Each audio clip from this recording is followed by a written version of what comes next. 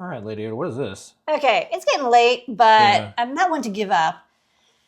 Got the Fruit Gem board, RP2350, dual Cortex M33, overclocked, DVI output, USB hub, keyboard, mouse.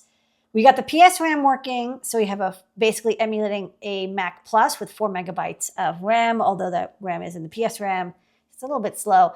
And this time I also extended the disk drive. So before the disk drive was fitting in like what it thought was 4 megabytes of flash, but this actually has 16 megs.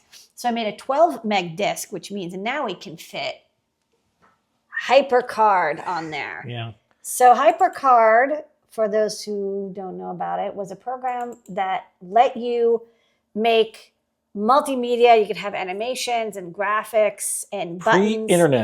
Pre-internet, yeah. Never. A precursor to the idea. Maybe eventually they added the ability to do, and you could link to other stacks. So this actually links to another stack, and you can. There's a little tutorial. The mouse is still being a little funky. You got like buttons. Amazing. This works.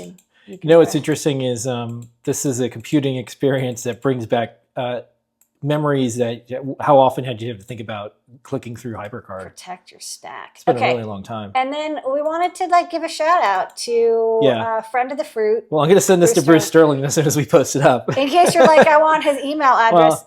Yeah, I noticed what's funny is, how much shareware has like people's physical address, emails, phone numbers. We were just chatting about that.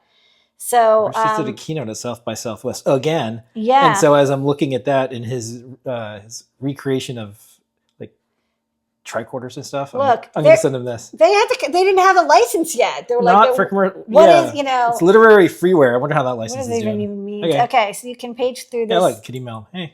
Yeah, you can email him and you can go through the book. So I mean, HyperCard's cool. So we'll be doing more, and we'll get audio working, and then we can actually run a lot more stacks. Very cool.